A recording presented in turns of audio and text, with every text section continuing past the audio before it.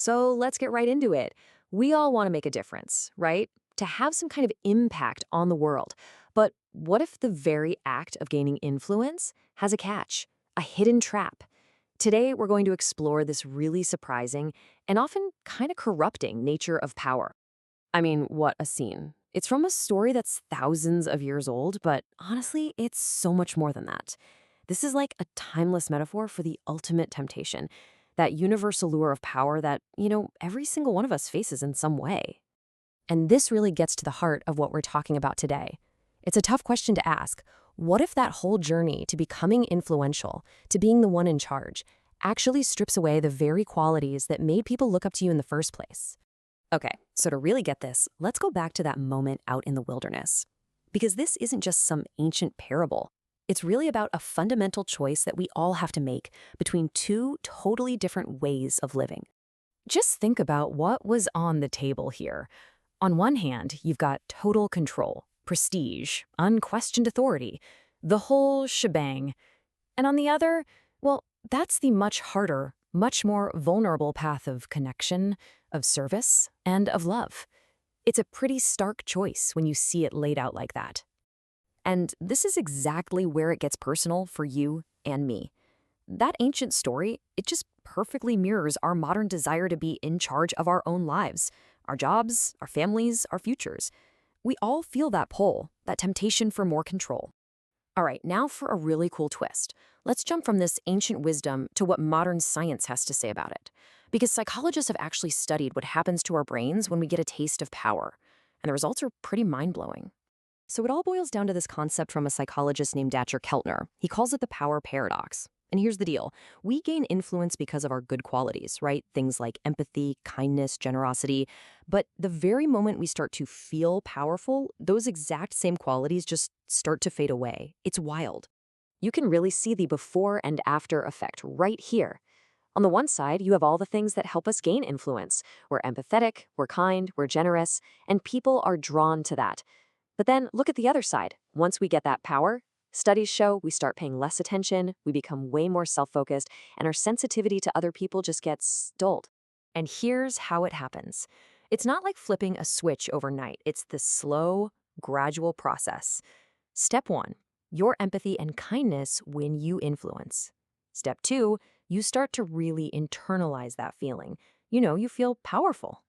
Then, step 3, your focus just subtly shifts from others inward onto yourself. And that final dangerous step, you stop truly seeing the people around you. And look, this isn't just something that happens to CEOs or presidents. The power paradox is at play in our everyday lives through a bunch of small, almost unnoticeable choices we make every single day. This is so important to understand. This corruption of power isn't some big, dramatic scandal. It's a slow corrosion. It's built on thousands of tiny little decisions where we choose our schedule over a real conversation or pushing our agenda over strengthening a relationship. For example, think about a young priest. He might start out with this incredible, burning passion for serving the poor. But then, years go by, and the weight of that power, managing budgets, schedules, his own status, can just slowly, quietly replace that original compassion. Or what about a religious sister?